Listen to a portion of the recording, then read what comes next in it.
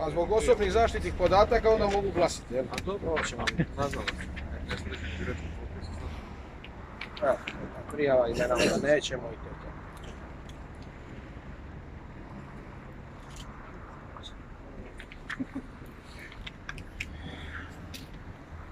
Možete vidjeti samo još koju riječ o ozljedama. Kako ste ozljede?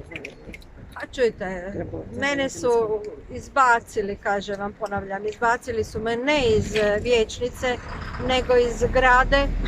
Naskočili su, štipali me, ja sam pokušala se braniti, ali nisam imala šansi. Jer mislim da snimke postoje snimke kako, zbog čega sam ja uopće izbačena. Predsjednik vijeća da bi upotrijebio silu protiv mene izdavao mi je opomene, makar i nisam govorila. Nije mi dozvoljavao da raspravljam. Dizala sam ruke.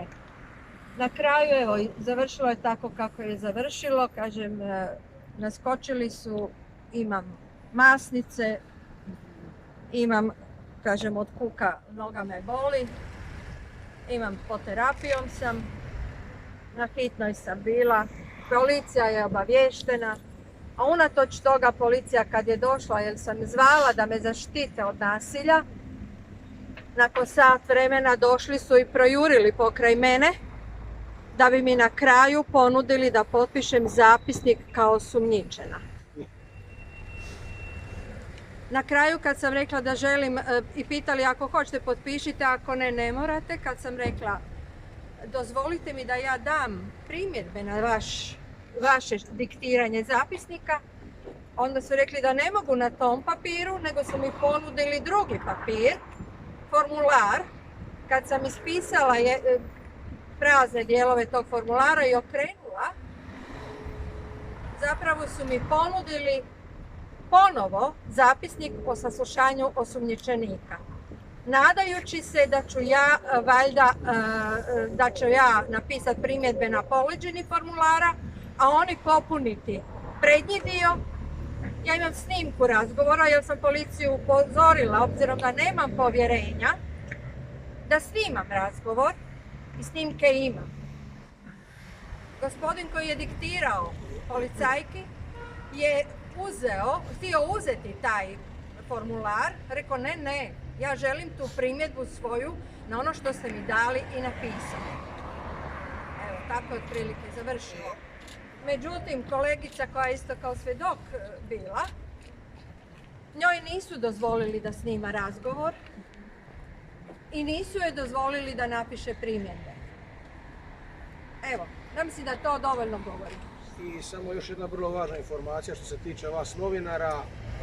Ozljede od gospođe su vam poslane kao slike na vaš mail, na vaše redakcije, pa imate i taj materijal.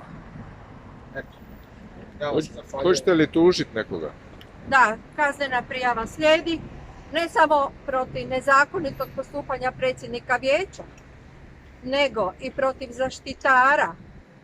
Po Poslovniku o radu općinskog vijeća oni nisu smjeli upotrijebiti zaštitare, čak i da su zakonito pozvali zaštitare da me izbace, nisu smjeli upotrijebiti zaštitare druge tvrtke osim Vir zaštite. Ne znam zbog čega, pa mi se to čini da je isceniran napad zapravo na mene, zašto su čak i Klem Security taj dan. Da li možda i inače angažiraju, to ja ne znam, to treba provjeriti.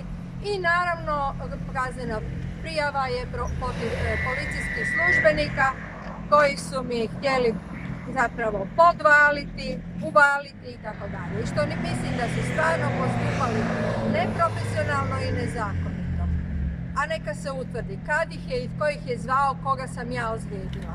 I mogla ozlijediti nakon što je na mene nahrupilo onoliko muških zaštitara.